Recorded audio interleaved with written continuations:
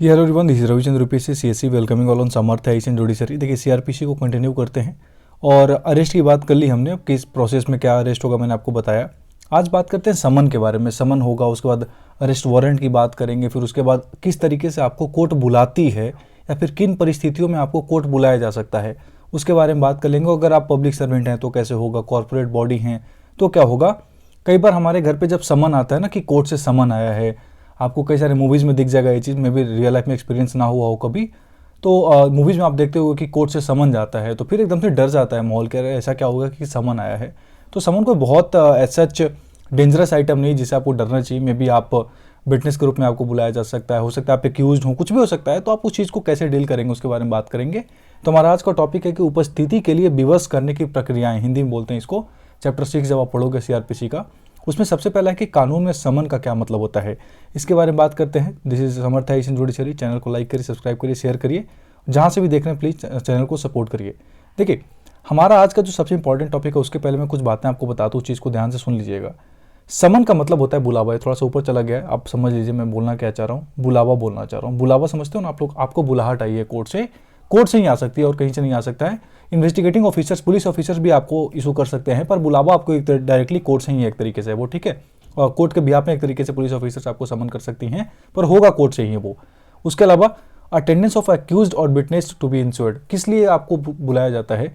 देखिए बात ऐसा है, समझिए, अगर हमें पता ही ना हो कि हमारे खिलाफ किसी ने केस कर दिया हो, हमारे खिलाफ का मे बी कुछ ऐसा हो सकता है कि हमें पता ही नहीं चल रहा कि हमारे खिलाफ भी कुछ चीज़ें हो रही हैं, तो कोर्ट को इंश्योर तो करना पड़ेगा ना कि बंदे को पता है कि नहीं, बंदा कोर्ट में है कि नहीं, उसको कोर्ट में बुलाया जाए, कोर्ट में उसके सामने बातें रखी जाए ताकि फेयर ट्रायल हो सके।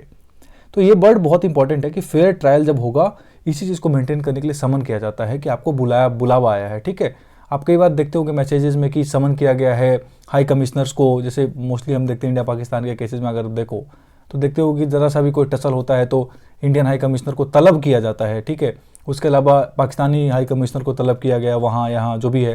तो ये सारी चीज़ें समन होती है, मतलब उनको बुलाया गया है एक तरीके से, एक नोटिस, एक फॉर्मल नोटिस के द्वारा, ठीक है। फॉर्मल नोटिस, ऐसे ही नहीं कि कोई भी उठेगा और जाके कह देगा कोर्ट से कि देखो मान लो कोई जज साहब के कोई पर्सनल आदमी जो है आपको फ़ोन करके कह रहे हैं, फिर आपके घर पे जाके चलो तुमको बुलावा आया है।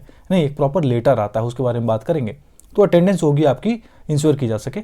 सेक्शन 205 जो क्लाउज 1 है वो आपको अलाउ करता है कि अगर आप चाहें तो अपने प्लीडर के द्वारा आप क्या कर सकते हैं, अपने आप को कोर्ट में से अपीयर कर सकते हैं आप।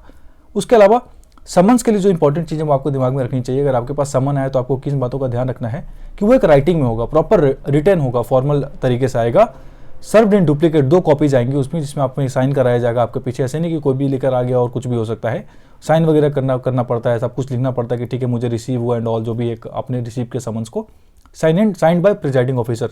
कोर्ट में जो प्रिजाइडिंग ऑफिसर होता है उसके द्वारा साइन करके भेजा जाता है उस चीज़ को।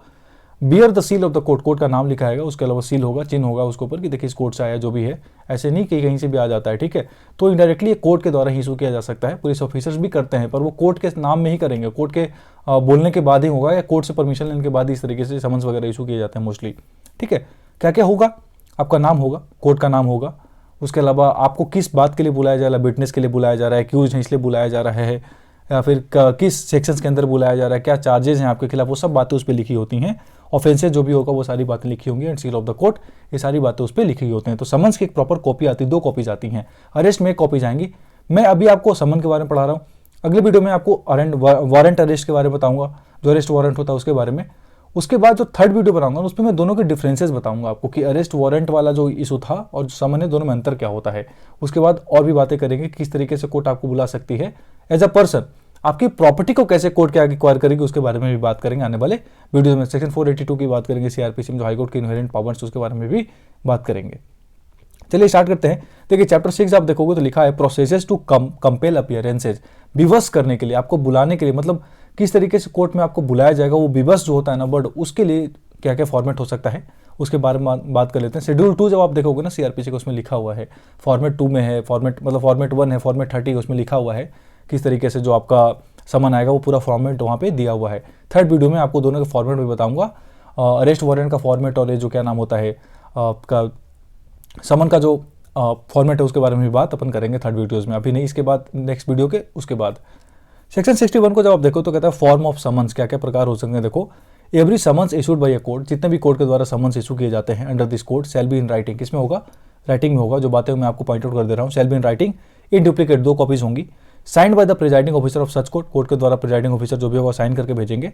और by such officer of the high court as the high court may from time to time by the rule direct and shall bear the seal of the court, जो भी प्रिजाइडिंग ऑफिसर होंगे कोर्ट के, या फिर जो भी high court बताती है कि कौन वहाँ पे इशू कर सकता है, समन कर सकता है, मान लो मजिस्ट्रेट वगैरह से आ रहा है तो उसके बिहाफ में या फिर कोई है उसका साइन होगा वहाँ पर, जो हाई कोर्ट बताती हैं, और कोर्ट का सील होगा वहाँ पे। 3-4 चीज़ें इंपॉर्टेंट है आप दिमाग में रखना। सेक्शन 62 अब देखते हैं समन्स किसको किसको सर्व किया जा सकता है, कैसे कर सकते हैं। समन्स हाउ सर्व्ड, सेक्शन 62 देखो क्लॉज 1 कहता है कि every summons shall be served by a police officer और subject to such rules as the state government may make in this behalf by an officer of the court issuing it or other public servant. मैंने आपको बताया कि state government में भी किसी को grant कर सकते हैं पावर समन करने का, पुलिस ऑफिसर्स होते हैं, कोर्ट होते हैं, पर ये सारी चीज़ें कोर्ट के अथॉरिटी में ही होती हैं, ठीक है। जो भी पुलिस ऑफिसर्स आपके पास लेके पहुंचेंगे, अगर मान लीजिए आपके पास पहुंच रहे हैं तो वो कोर्ट के ऑर्डर के बाद ही होगा, कोर्ट के सील के साथ ही होगा, ठीक है। क्लॉज 2 कहता है the summon shall if practicable be served personally on the person summoned by delivering or rendering to him one of the duplicate of the summons. जहां तक पॉसिबल होगा हमेशा ट्राई किया जाएगा कि जिसके नाम पे समन किया जा रहा है उसे ही दिया जाए।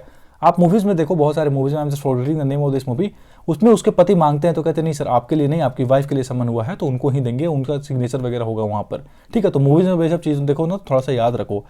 क्लॉज 3 कहता है every person on whom a summon is so served shall if so required by the serving officer sign a receipt therefore on the back of the duplicate। जो दूसरी डुप्लीकेट कॉपी होगी, एक तो आप रख लोगे, दूसरी जब वापस भेज दोगे साथ में उस पर साइन करके भेजोगे कि देखो मैंने रिसीट कर लिया है, अब मुझे रिसीव हो गया तो मैं इस चीज़ पे साइन करके वापस भेज रहा हूँ। सेक्शन 62 अगर ये सब चीज़ दिमाग में रखना है, सब बहुत जरूर, कानूनी जानकारी बहुत इंपॉर्टेंट है।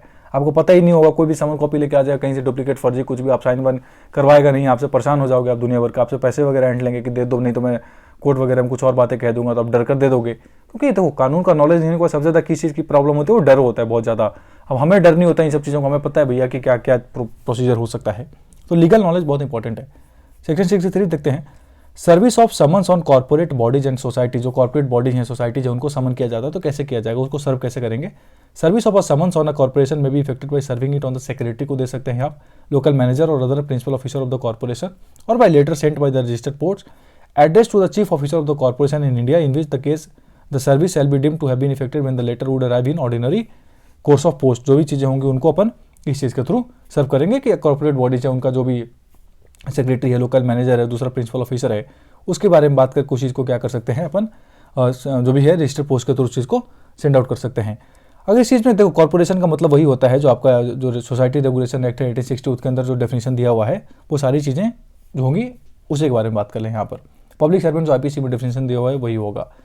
आगे कहता है कि जब हम बात करते हैं सेक्शन 64 की, जब आप देखोगे सेक्शन 64 कहता है कि service when person summon can not B find. अगर सेक्शन 64 को आप देखोगे तो उसमें कहता है कि service when person summon can not B find. मान लीजिए ऐसा हो कि सेक्शन 64 क्या कहता है कि service when person summon can not be found.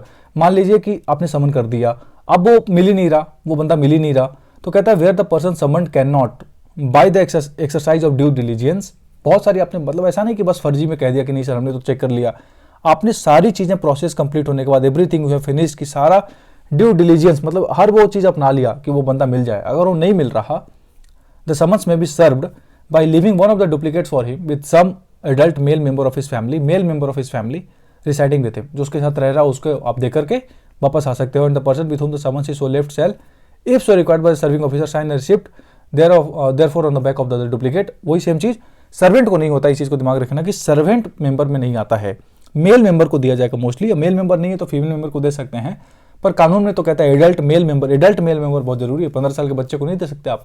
Adult male member होगा उसकी फैमिली का, उसको जो साथ में रह रहा है उसको आप दे सकते हो, और जरूरत पड़ने पर उससे साइन भी करवा ले सकते हो दूसरी कॉपी पे, ठीक है। ये बात हो गई जब मान लीजिए वो बंदा नहीं मिल रहा, पर हर वो ड्यू डिलीजेंस आपको करना पड़ेगा, हर वो चीज़ आपको ट्राई करना पड़ेगा कि वो बंदा मिल जाए, ठीक है ना। हम कोई कहते हैं कि सर अभी तो सामान लेके जाओ, कहते हो सर वो तो मार्केट गया हुआ है 1 घंटे बाद आ जाएगा, अभी ना आपने 1 घंटे ट्राई किया दूसरे को देके चले आए आप और साइन भी नहीं कराया, तो उसको तो पता ही नहीं चल रहा सामान हुआ कि नहीं हुआ। वो हर पॉसिबिलिटी आपको चेक करना पड़ेगा, 1 घंटे इंतजार करना पड़ेगा एंड ऑल। सेक्शन 65 कहता है procedure when service can not be effected as before provider. मान लीजिए जो भी आपको मैंने अभी बोला वो प्रोवाइड, अब वो चीज़ें हो नहीं पा रही हैं, आप कर नहीं पा रहे हो, तो क्या होगा।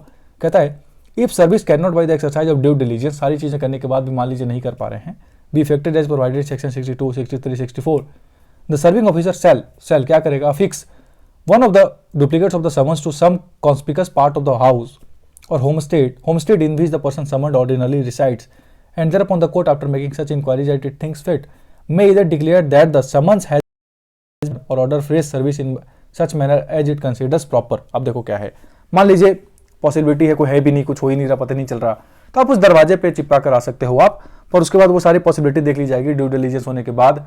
देखो समन्स में डेट और टाइम तो लिखा होता है कि इतने तारीख को इतने बजे कोर्ट में आना है, उस दिन उतने बजे वो समन क्या होता है, खत्म हो जाता है। मतलब उसके बाद या तो आपके खिलाफ अरेस्ट वारंट निकल जाएगा फिर, ठीक है। तो समन की इंपॉर्टेंस ये होती है भैया, अगर लिखा हुआ ना कि इतने तारीख को इतने बजे आपको कोर्ट पहुंचना, तो जाना पड़ेगा आपको, ठीक है ना। चाहे आप वहां जाने के बाद आपको क्या होगा वो मैं नहीं कह रहा मैं, पर उस दिन आपको जाना पड़ेगा। उसके बाद आपके खिलाफ अरेस्ट वारंट निकल सकता है अगर आप उस चीज़ को डिनाई कर देते हो, आप नहीं पहुंच पाते हो। तो ये बात इसमें लिखी हुई है सेक्शन 64 में कि 65 में कि क्या प्रोसीजर आपको मेंटेन करना पड़ेगा। मान लीजिए अगर 62, 63, 64 के अंदर वो चीज़ें नहीं कर पा रहे हो आप, तो आप उसको चिपका कर आ जाइए और कोर्ट इस चीज़ को देखेगा कि आपने सारी पॉसिबिलिटी के बाद उस चीज़ को चेक करा है, और उसके बाद मान लीजिए पता चलता है कि नहीं पता चला, तो फिर आप एक फ्रेश भी चाहो तो आप इशू कर सकते हो वापस से, ठीक है। तो वो चीज़ दिखानी पड़ेगी कि सर हमें पता ही नहीं था, हम तो वहाँ थे ही नहीं, किसी ने हमें बताया नहीं, ये सारी बातें आपको बताना पड़ेगा।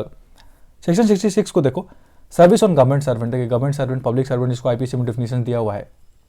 कहता है where the person summoned is in the active service of the government, active service में है, एक्टिव सर्विस में, रिटायर्ड की बात नहीं करें, active service of the government, the court issuing the summon shall ordinary send it in duplicate to the head of the office in which such person is employed. जहाँ पर भी employed है, मान लीजिए जैसे आप किसी मिनिस्ट्री ऑफ होम अफेयर्स में मान लीजिए आप हैं, तो मिनिस्ट्री ऑफ होम अफेयर्स को भेजा जाएगा वो चीज़, आप वहाँ के एम्प्लॉय हो तो आपको भेजा जाएगा। एक्टिव हो तो, रिटायर्ड हो गए तो नहीं। Is employed and such shall head, and उसके बाद जो हेड होगा उस चीज़ का, thereupon cause the summons to be served in the manner provided by the section 62 and shall return to the court under his signature with endorsement required by that section, such signature shall be evidence of due service. आपको वो सारी चीज़ें लिखकर, देखो अब आपको head के पास गया, हेड उस चीज़ को प्रॉपर आपके पास पहुंचाएगा, आपको साइन करके वापस भेजना पड़ेगा वो सारी चीज़ें, वो हेड की जिम्मेवारी बन जाती है जहाँ पे आपकी सर्विस है। उसके बाद कहता है कि such signature shall be evidence of due service, वो सिग्नेचर जो हेड का होगा वो दिखाएगा कि आपका जो है, और वो जो आपका जो सिग्नेचर होगा वो दिखाएगा कि आपने वहाँ पे, आप वहाँ पर सर्विस कर रहे हो। अब क्या हुआ, मान लीजिए मिनिस्ट्री ऑफ होम अफेयर्स को भेजा गया, वो वहाँ का कोई हेड आपके पास लेके जाता है, कोई भी सेक्रेटरी वगैरह, अंडर सेक्रेटरी, जॉइंट सेक्रेटरी, कुछ भी हो सकता है, वो लेकर गए आपके पास और उन्होंने साइन कर, आपने साइन कर दिया, मतलब उनको पता है कि यहाँ पे नौकरी इसकी चालू है, चालू व्यवस्था में, मतलब एक्टिव सर्विस में आपको ये बातें इसमें लिखी हुई है। And shall return it to the court under his signature with the endorsement required by that section 62 के अंदर जो भी चीज़ें लिखी हुई है। सेक्शन 67 कहता है service of summons outside local limits. मान लीजिए कि लोकल लिमिट्स में आप उस चीज़ को समन नहीं कर पा रहे हो, आपकी लिमिट्स में नहीं आती, तब when a court desires that a summons issued by it shall be served at any place outside its local jurisdiction. मान लीजिए अब साकेत कोर्ट है, मान लीजिए अब साकेत के ज्यूरिसडिक्शन में नहीं आती वो चीज़ें, तो दूसरे मजिस्ट्रेट को इशू किया जाएगा, दूसरे एरिया में जहाँ पे करना है वहाँ के जो मजिस्ट्रेट होंगे उनको इशू किया जाएगा, वो मजिस्ट्रेट वापस से आपको इशू कर देंगे with the same name, same court वगैरह जो भी है। आना तो आपको साकेत कोर्ट में ही है। अब मान लीजिए आप विश्वविद्यालय साइड में रहते हो, अब मान लो मुखर्जी नगर में रहते हो, तो वहाँ के मजिस्ट्रेट को भेजा जाएगा, आना तो आपको साकेत कोर्ट में ही है। समन डिसाइड और it to be there served, वहाँ की डुप्लीकेट को आपको भेज दिया जाएगा मजिस्ट्रेट के द्वारा उस एरिया के। बात को समझे, ये चीज़ें लिखी हुई है। तो हाजिर होने के विवश की आदेशिकाएं ये हो गई। अगली बार अरेस्ट वारंट की बात करेंगे, उसके बाद दोनों के डिफरेंसेस की बात करेंगे, बाकी और भी चीज़ें होंगी उसके बारे में बात करेंगे आने वाले सेक्शंस में। तो प्लीज़ चैनल को लाइक करिए, सब्सक्राइब करिए, शेयर करिए जहाँ से भी आप देख रहे हैं। Thank you so very much with connecting with me. Thank you. Next video में अरेस्ट वारंट की बात करते हैं।